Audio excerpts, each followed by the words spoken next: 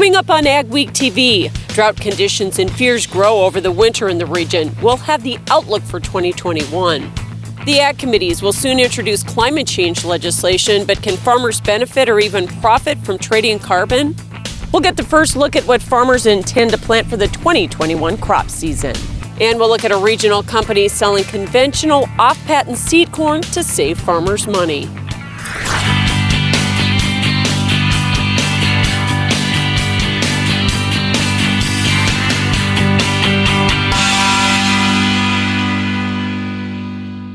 Welcome to AgweekTV. I'm Michelle Rook. President Biden announced the details of his $2 trillion infrastructure plan this week in Pennsylvania. The American Jobs Plan would pump $621 billion into electric vehicles and repair and construction of roads, bridges, and rail service. Farm groups want to make sure agriculture is a priority, though, as the plan moves forward. The highways are going to be there because people drive a lot, but rail and waterways, that is going to be Ag's job to make sure that stays at the forefront. He says transportation is critical for keeping the U.S. globally competitive.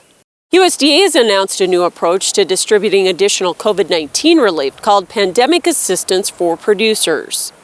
USDA is dedicating $6 billion to expand assistance to small and socially disadvantaged farms, specialty and organic producers, plus the food supply chain and renewable fuels sector for disruptions. Sign-up starts April 5th for 60 days. Also, $1.1 billion of CFAP 1 top-up payments will be made on cattle sold after April 15th, 2020.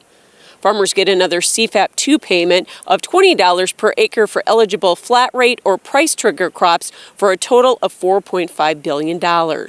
These payments are automatic and limits were not adjusted. USDA's Prospective plantings report was bullish for corn and soybeans. Corn acres were up only 1% from 2020, but nearly 2 million acres below expectations. Soybean acres were up 5% at 87.6 million, but nearly 2.5 million below estimates.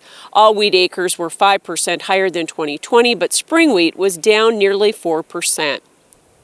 Quarterly stocks were below year-ago levels, especially soybeans, which were down 31%.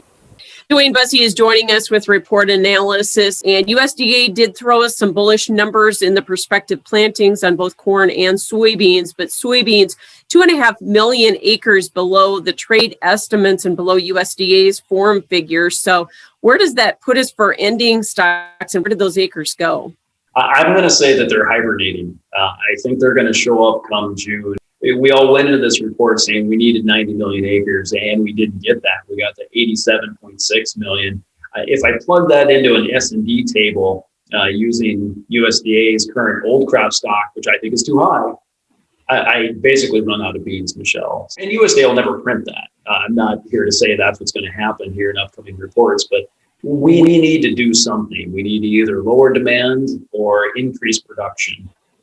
And yield is going to be up to weather, so I guess we're going to have to rally the price to decrease in demand right now. So quarterly stocks on soybeans were also down 31% from last year. So we've confirmed tight old crop stocks. We've already confirmed that we don't have enough acres. So how high do prices need to go old crop to ration demand and for new crop to buy acres? I think during the winter I talked about $15, $16 beans would probably be where I thought we would ration demand. I think we need to get there yet. And that price will do that. That'll probably create a little bit of cancellations on some exports, and it'll probably bring some beans in for Brazil. Dwayne, corn acreage was also below estimates by over 2 million acres. So where did those acres go, and where does that put us for ending stocks? And I think corn will have more acres than the 91.1 million when we get to June. I think they'll end up around 93 million. The 91.9, let's just assume that's right for now. That creates a tighter supply situation in corn, but I don't think you really have to ration demand. So where do prices ultimately have to go here? Will they go? You know, for new crop corn, you probably got to go test that $5 mark. It'll follow beans too. You know, if beans are finally going to do my $15, $16 in old crop rally, well, then new crop is going to go up, you know, above 13 probably, and maybe 13.50, and corn will follow. The spread traders will keep it together, but look for the ratio of corn and soybeans to widen out quite a bit, probably maybe historically, to make sure it gets those soybean acres. Wheat numbers on the winter wheat side were above expectations. Spring wheat looks like we're going to be lower. Did that surprise you at all? Maybe a little bit. I thought the winter wheat acres weren't going to increase that much. That was maybe one of the surprises of the reports. The spring wheat, I just thought because it's such a good spring, we'd see more guys wanting to plant spring wheat. But when you look at the profitability of all the crops, that's the one that's going to lose a few acres. So it shouldn't have been a shock to me. So going forward, wheat should continue to follow corn and soybeans to some degree, but it doesn't have to go up too much with all the supply that we have, right? No, wheat will be the follower for a while. But the new crop spring wheat guys should be aware of that, maybe price some of that wheat too. But I know what everyone's going to say in North Dakota as well, or am I going to get the rain or not? Thanks so much. That's Dwayne Bussey joining us with Bolt Marketing. The House has passed a bill to address the ag labor shortage. The Farm Workforce Modernization Act would amend the H-2A visa program to allow a cap number of visas for farm workers to work year-round. Dairy groups in the region say it's a good start, but similar efforts have been voted down in the past, and so there is some skepticism. It's been there numerous times and not gotten past the finish line, but I think for the most part it's positive for us and allows us that workforce that we so desperately need year-round. However, other farm groups say they want a plan that provides year-round labor without a cap and provides legal status for ag workers already in the country. The South Dakota legislature wrapped up its 2021 session this week with several measures important to agriculture advancing, including the Department of Ag and DENR merger, which will take effect April 19th. The move saves money, consolidates farm visits, and incorporates the feedlot permit program and the ag inspection program. So if we can move it down to, like they want, a one-stop shop so that we can do it in one setting with one department, I think it has the potential for being good. He says Governor Noem also signed a bill to provide $75 million for rural high-speed broadband and a bill to provide rural infrastructure improvements. Some of the counties around us have a lot of the old stone arch culverts, they're called. There's a lot of them around that need to be replaced. We got some bridges that are condemned that need to be replaced. So hopefully this will help bring our infrastructure more up to date and help us move our products to the market. Funding was approved for the $20 million Dakota Events Complex at the State Fair, a $15 million dairy research farm at SDSU, and a $20 million bioproducts facility at the Brookings Research Park. Coming up on AgweekTV, dry conditions could mean trouble for many producers this growing season.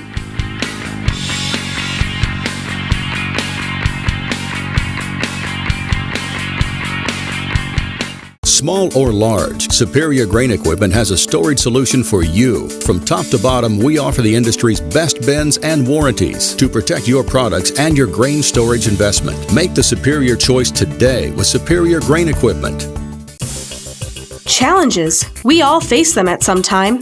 But it seems that ag has seen its fair share over the past few years. Has your farming operation been able to stand the challenges? If not, maybe it's time to talk to the risk management specialist at Martinson Ag. We can help you make the sound decisions to help your operation weather the storm. Martinson Ag, your one-stop shop for crop insurance, livestock insurance, and marketing. We are here to take your operation to the next level.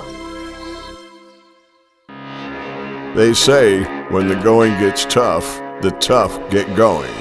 At OK Tire, we're here to keep you going. From Firestone tires and replacements to retreads and even Firestone tracks, we have you covered. Our certified Firestone experts are ready to get you back up and running, no matter if you're on site or in the field, saving you time and money. OK Tire, we keep the tough going. We have products that no other companies have. That gives us a bit of an advantage and a bit of an edge, and it provides some security to our customer base that we've been here, we're here to stay, and we want to still provide these new innovations to the customers today. It's co-granulated products where we're putting together multiple nutrients. We've got products in our Micro Essentials lineup that contain sulfur and zinc, and we also have products on our potash side which contain boron, which is a newer product for us, which is called Aspire. Superior Grain Equipment is committed to quality and service. Protect your bottom line and your future with superior quality, protection, and reliability. Make the superior choice today with Superior Grain Equipment. We're going to talk today about a revolutionary auto steer product that you guys have developed We back one of these things in, it'll drain a 40-acre patch just within hours. What can you tell us about what dairy farmers do to make sure that their animals are happy? Their care is our primary concern. Is there still time for producers to get storage bins up? Absolutely. We still can definitely get something up and ready for corn harvest.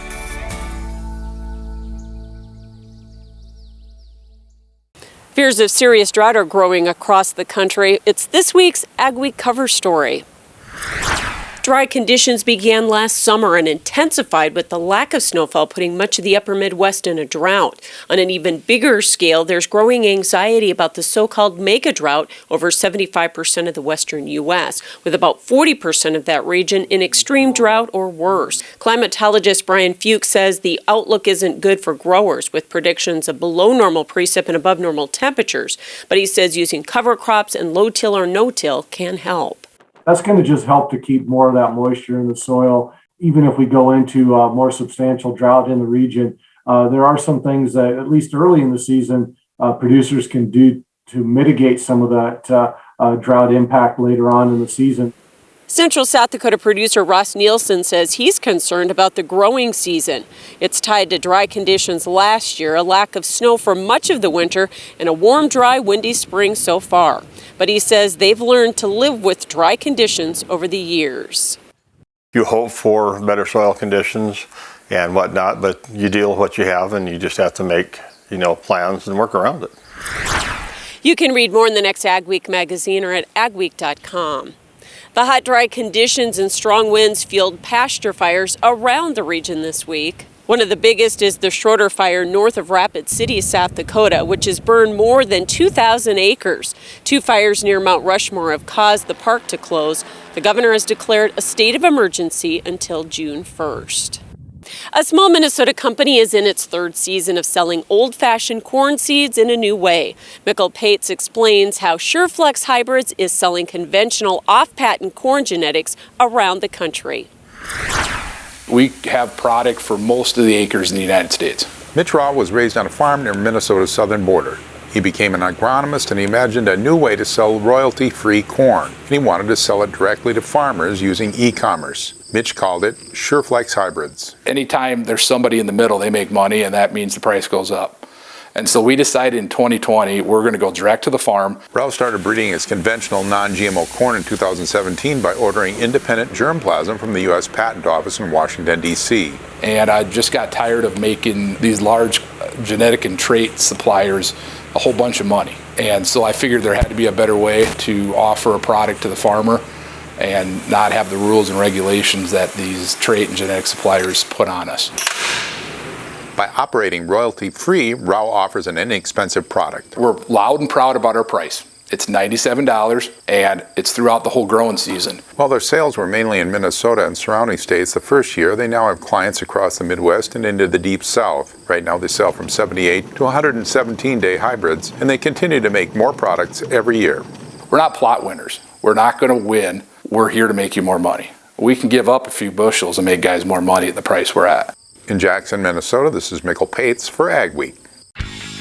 Ahead on AgweekTV, climate change takes center stage in Washington. And later, what one soil health pioneer thinks about carbon trading.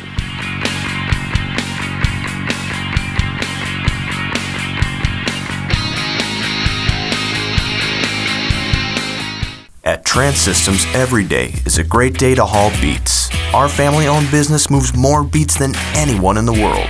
We enjoy good work and good pay, and many of us have been here for decades because it's a place where our opinions are heard and our accomplishments are seen. We're your home every day and can take summers off. Here, our safety and yours matter most. Trans-Systems, a sweet haul in the Red River Valley since 1983.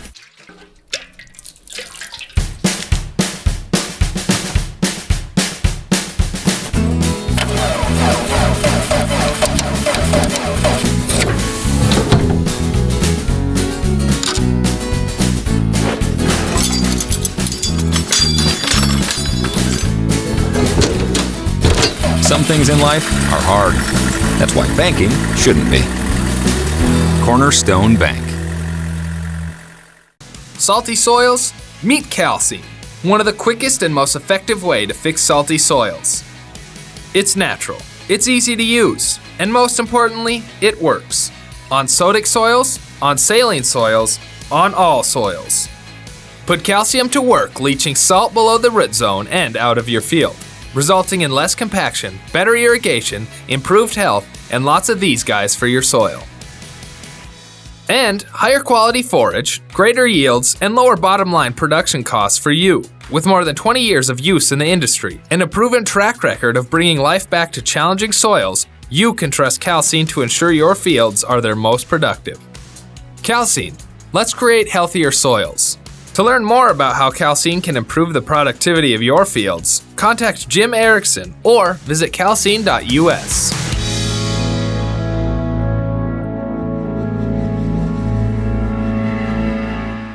Go beyond the headlines with an AgWeek membership.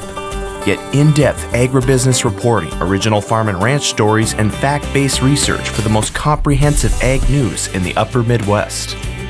Experienced ag journalists bring you exclusive ag news, insights, and policy updates you won't find anywhere else.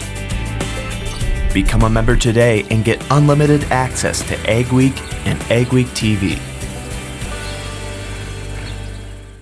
Some farmers in the region were already planting small grains this week. Will the weather continue to cooperate? Here's John with our AgriWeather outlook. Drought and dry weather continue to be a concern this spring, especially over the western half of the Plains states, the northern Great Plains in particular. Early April warmth has continued. In fact, we've had quite a number of record highs in the latter part of March. Signs are that relative to average, start of April will be a little bit cooler, but still much above average, just not as extreme as it's been.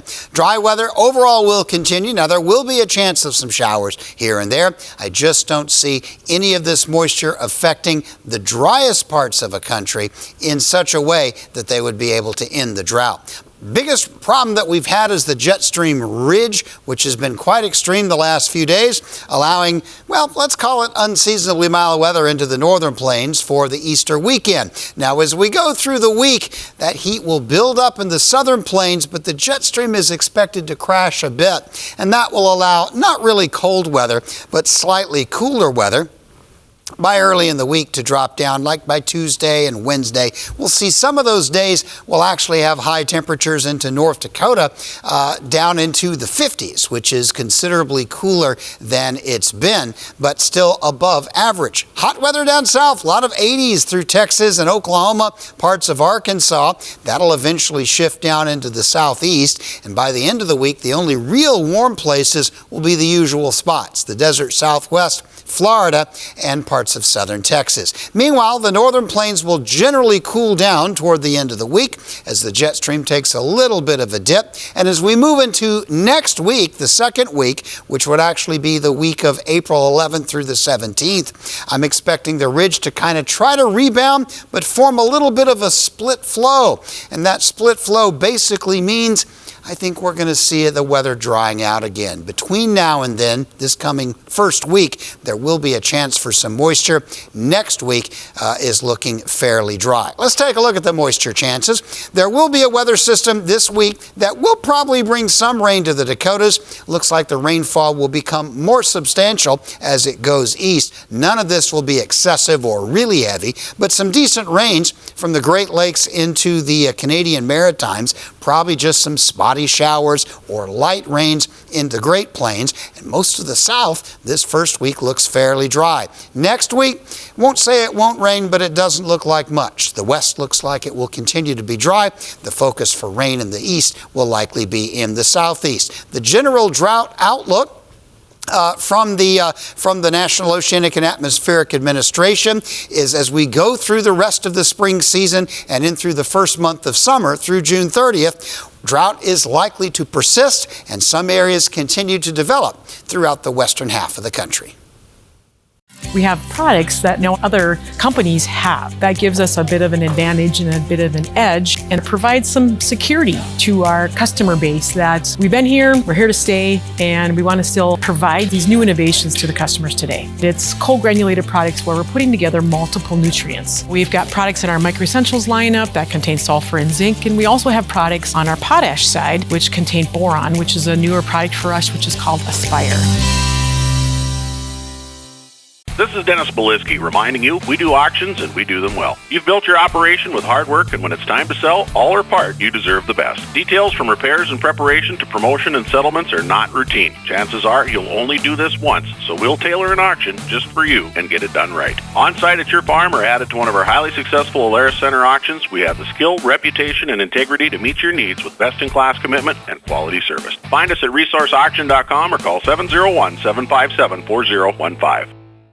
Dig, lay, and bury drain tile all in one pass with the Crary Tile Pro Plow. The Crary Tile Pro Plow lays tile up to 7 feet deep with boot sizes of 4 to 12 inches. Advantages of installing drain tile to your field provides increased overall yield, improved soil moisture levels, and controls soil erosion. It pays to tile with a Crary Tile Pro. To locate a dealer near you, visit www.crarytilepro.com.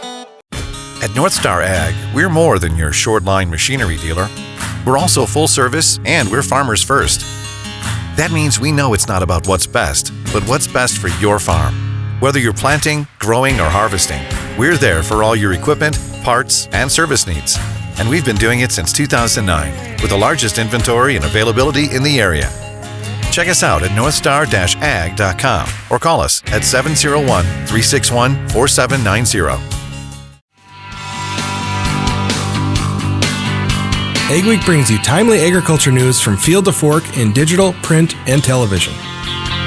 Fresh every week, join Jenny Schlecht from the AgWeek editorial team and me, Al Windmill, from the sales and marketing team for a deeper dive into farm and ranch stories, along with guest interviews with personalities from the world of agriculture. If you're involved in farming, ranching, or agribusiness, the AgWeek podcast is the show for you. While the Biden administration is rolling out a climate change plan, the House and Senate Ag committees are also working on legislation. What can farmers expect? AgriPulse's Spencer Chase has the details from Washington. Conversations on Capitol Hill about climate policy are expected to see a key development soon. Senators Debbie Stabenow of Michigan and Mike Braun of Indiana are soon expected to release an updated version of their Growing Climate Solutions Act, something Stabenow discussed at the recent AgriPulse Ag and Food Policy Summit. We're really putting in place, through this bipartisan bill, a process and a structure. The bill would create a certification process through the Department of Agriculture for third-party verifiers of carbon sequestering practices like cover crops and other conservation measures. Braun says the bill is picking up GOP support. I got the 10th Republican to co-sponsor the legislation. So if you add 50 and 10, that's the magic number. And I'll have several more that are believing now that we need to be engaged. More Republican support could come with the backing of John Bozeman, the top Republican on Senate Ag. He says he has a few issues with the bill in its current form, including what it might mean for existing conservation efforts. Bozeman says he and Stabenow have had conversations about making sure the new program is producer-led and does not pull funds from existing Farm Bill programs. Reporting in Washington for AgweekTV, Spencer Chase, AgriPulse. Farmers are watching the climate change legislation with the hope it will be a voluntary program providing an additional profit stream. Gabe Brown is a pioneer of the current soil health movement and has long sequestered carbon through regenerative practices like no-till. However, he's not sure farmers can make money trading carbon because companies can't establish a value. At this point in time, they do not have the ability to accurately measure carbon in an economical way. And he says with private trading programs, farmers only get about 10% of the profit. Right now, carbon is trading for between $15 and $20 is what many of the markets are talking about per metric CO2 equivalent. that's just not near high enough. You take only 10% of that, that's $1.50 to $2 per acre. Brown discussed soil health during AgWeek's virtual farm show, which you can view at agweek.com. Still ahead, a Minnesota sheep producer is filling a wool processing shortage.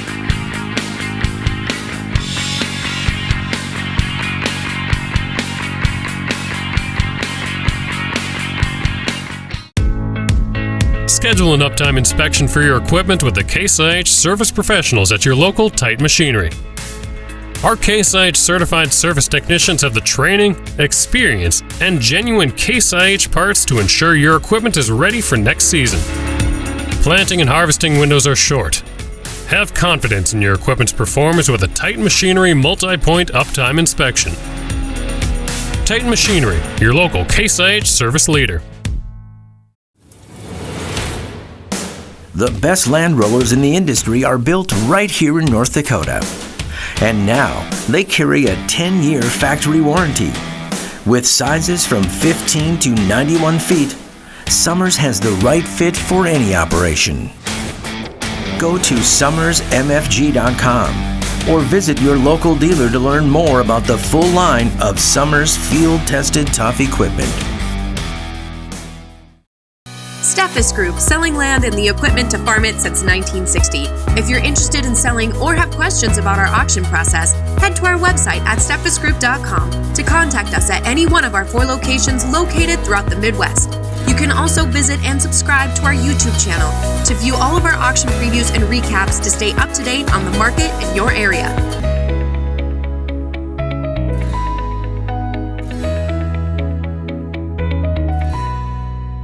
Growing up as a kid, Gateway was always the grain bin building and the grain handling people that were out in our area. One of the reasons we chose to go with Gateway was they're the leader in the industry and they are the #1 Brock dealer in the United States. We've really liked the Brock design and some of the designs that Gateway has come up with throughout the years. My best advice would be to just put your trust in them and let them come up with the design that's going to fit your needs. For AgWeek, this is Mikkel Pates at Watertown, South Dakota. We'll look at the positive impacts that dairy can have on the community. A Minnesota couple has put a grain bin to a new use. Spoiler alert, it's not grain. This elaborate system of tubing with the downhill slope is how Maplewood State Park gathers sap to make syrup. Thanks for joining us for this week's edition of AgWeek TV. Remember, for all your ag news, go to agweek.com or follow us on Facebook and Twitter as well. Teresa Bentz raises sheep in south central Minnesota, but has seen a shortage of mills for processing her wool. They raise Icelandic sheep near Northland, Minnesota for food and wool. They've been frustrated by a lack of meat butchering as well as a wool processing backlog. In addition, many mills won't process Icelandic sheep, so she has to send her wool to Wisconsin. To ease the backup, she's planning to open her own mini mill at her farm. We've been hit on both sides since we sell meat too. We had processing backups, so all of our income and revenue that comes in from the farm has been backed up for months. Bent says she hopes to have her mill running by summer. Thanks for watching this week's edition of AgWeek TV. Remember, for all your ag news, go to agweek.com or you can follow us on Facebook and Twitter as well. Have yourself a great and safe week.